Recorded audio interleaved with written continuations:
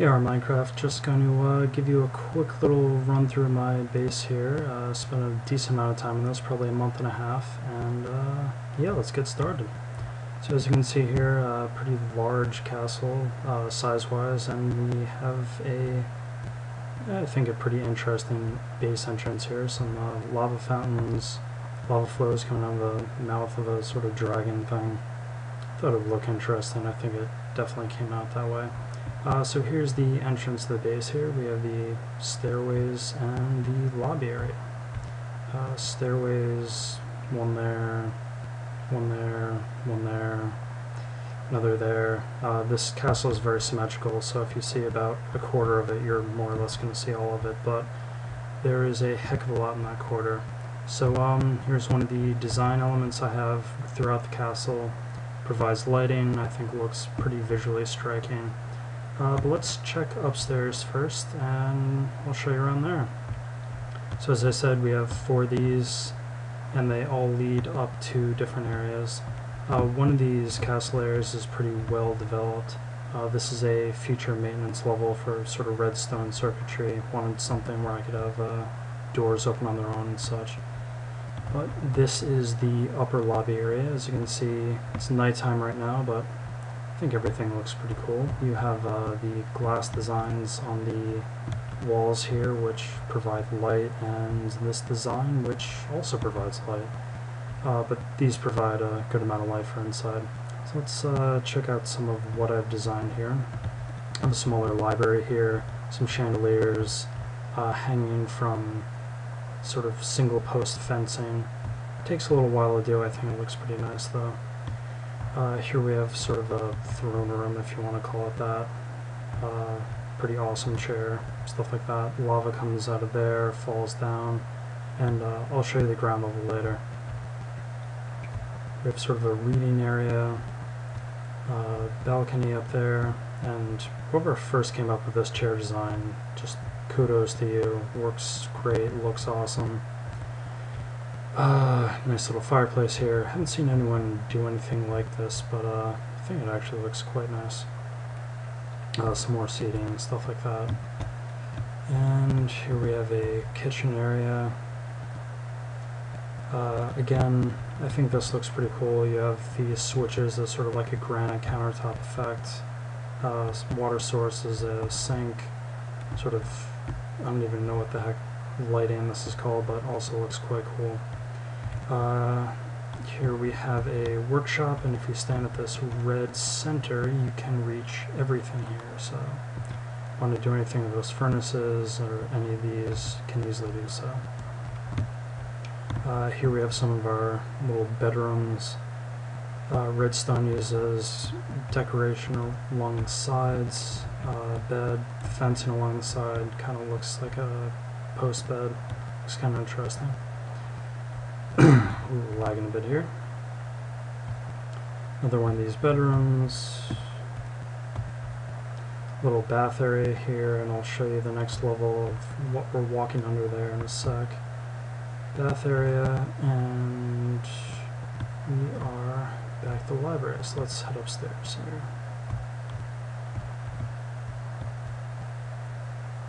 here. Lagging a bit more. Here we have the upper view of the library.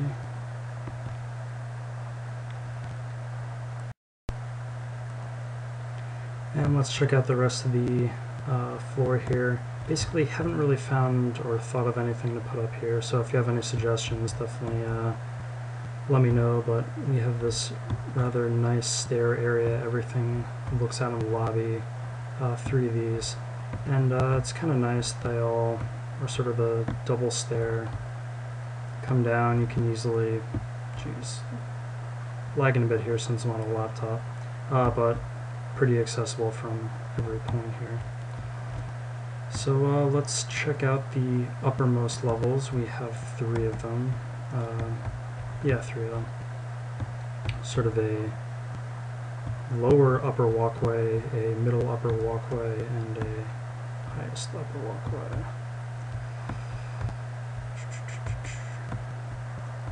So as you can see here, we are quite high up. Died plenty of times falling from here. Let me tell you, when I was building this, this entire area was built brick for brick by me, no MC edit or anything like that. So these span the outside of the entire area. Pretty easy to get around here. Looks fairly cool. This one's a little bit narrower, but as you can see, it is now daytime, so you can kind of see things a bit better.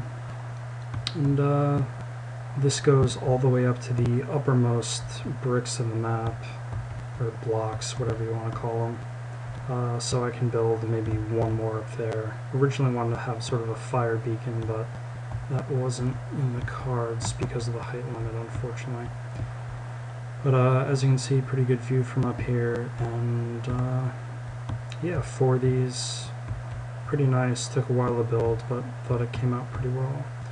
So let's jump down and let's check out the lower levels here, because I think they're a bit more interesting than the top, which tends to be a little more empty space.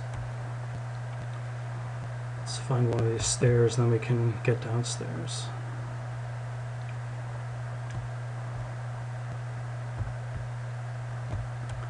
So as you can see, the space is pretty large, and we have multiple staircases on the outside, but we also have multiple staircases that go down to lower levels.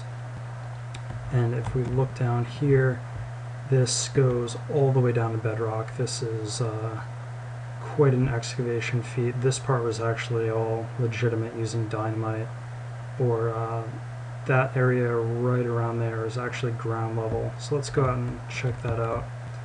For some of the later stuff I did use MC Edit, just because doing anything like excavating 3.5 million blocks is absolutely ludicrous.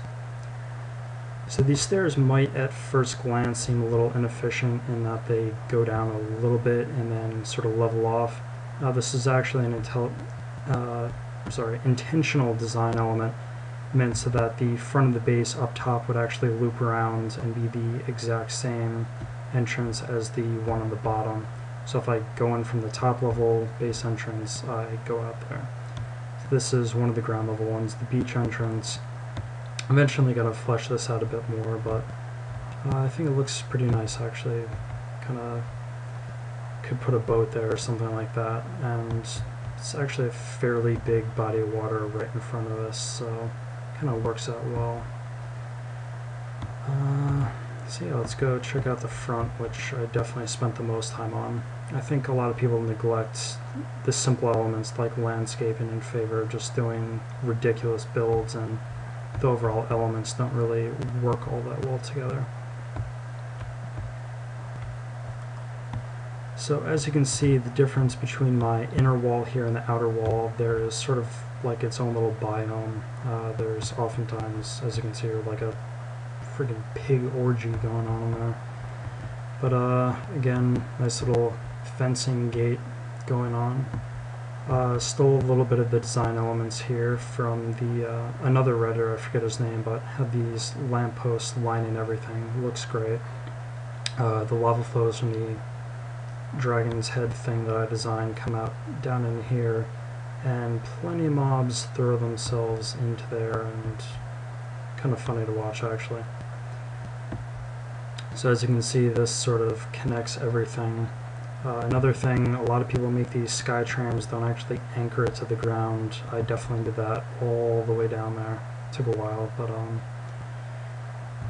the only thing I really want to show out here is the fact that with these fountains, I don't know how many people know this, if you make a block like going up and then you put a source block of water on top of it, you can delete the blocks and the water will still flow out fine. So you can have this nice floating fountain effect. So let's go back inside. The other 2 entrances on ground level aren't all that visually interesting, though they're certainly not boring, but for the sake of the time limit of this video, let's go downstairs and check out the other stuff. So again, the lower area is accessible by all 4 of these doorways here and lit up by these lava flows. So it was quite dark before. to lower levels and the Great Library Viewing Station. So we'll skip the viewing station actually and just get right to the actual stuff.